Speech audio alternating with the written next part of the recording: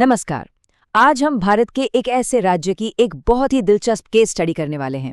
एक ऐसा राज्य जिसे अक्सर उसकी चुनौतियों के लिए जाना जाता है, लेकिन आज वो राज्य चुपचाप एक डिजिटल क्रांति की कहानी लिख रहा है। जी हाँ, हम बात कर रहे हैं बिहार की। और हम इस पूरी कहानी को एक टेक कंसल्टेंट के नजरिए से समझने की कोशिश करेंगे।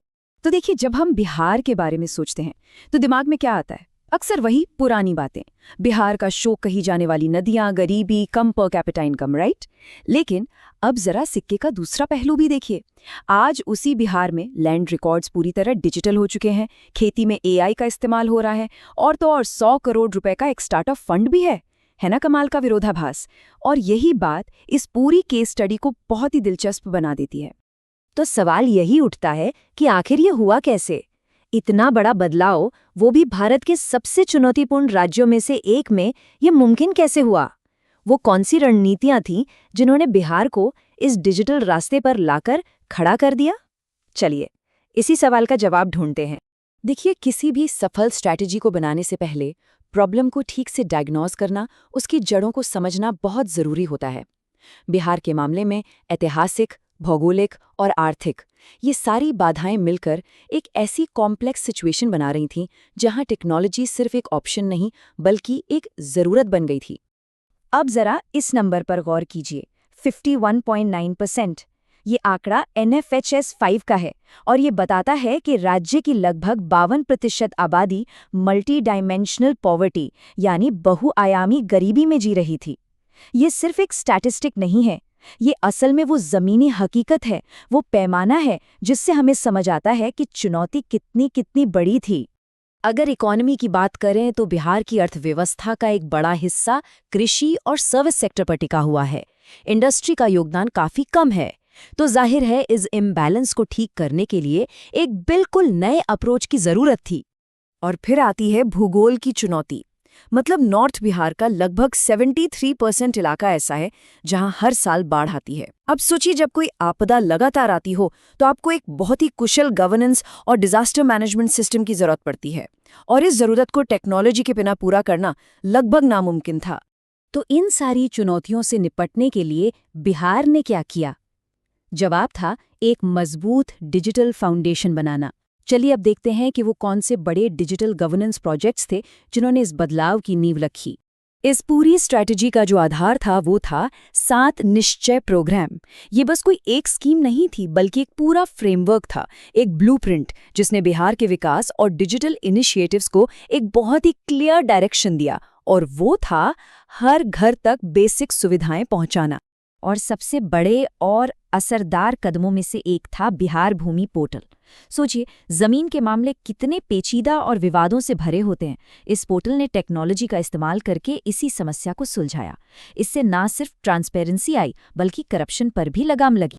तो एक आम नागरिक के लिए ई गवर्नेंस असल में काम कैसे करता है? अब सब कुछ ऑनलाइन है। कोई भी सरकारी योजना हो, उसका पैसा डायरेक्ट बेनिफिट ट्रांसफर यानी डीबीटी के जरिए सीधा लोगों के बैंक खातों में पहुंच रहा है।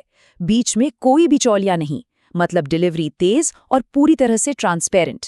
पर कहानी यहीं खत्म नहीं होती। बात सिर्फ बेसिक डिजिटल सर्विसेज तक ही नहीं रुकी। बिहार अब एक कदम और आगे बढ़कर अपनी यूनिक स्ट्रेंथ्स पर ड्रोन और आर्टिफिशियल इंटेलिजेंस जैसी कटिंग एज टेक्नोलॉजी को भी अप्लाई कर रहा है। ये फैक्ट शायद कई लोगों को हैरान कर दे। दुनिया का 90% से भी ज्यादा मखाना बिहार में उगता है, और अब यही unique agricultural product high tech intervention का सेंटर बन गया है।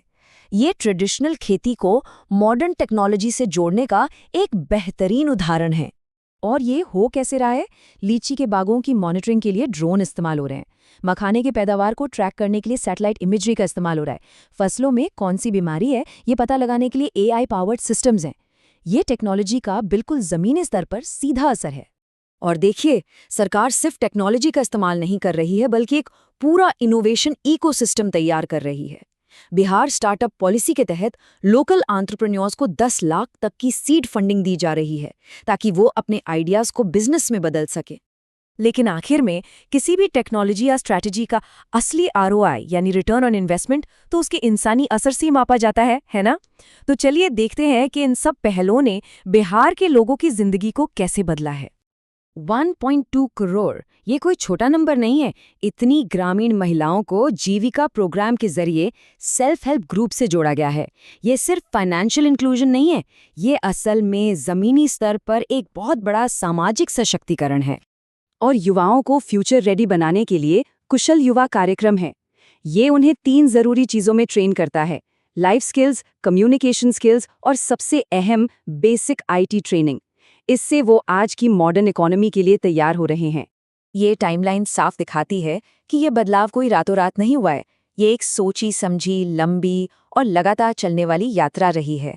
2007 की साइकिल योजना से लेकर 2022 की स्टार्टअप पॉलिसी तक हर कदम ने बिहार के इस डिजिटल ट्रांसफॉर्मेशन की नींव को और मजबूत किया है। तो इस पूरी केस स्टडी को समझने के बाद एक बहुत बड़ा सवाल हमारे सामने आकर खड़ा होता है। क्या बिहार का ये जो मॉडल है, कम लागत पर ज्यादा असर वाला डिजिटल डेवलपमेंट, क्या ये बाकी विकासशील क्षेत्रों के लिए एक नया प्लेबुक बन सकता है?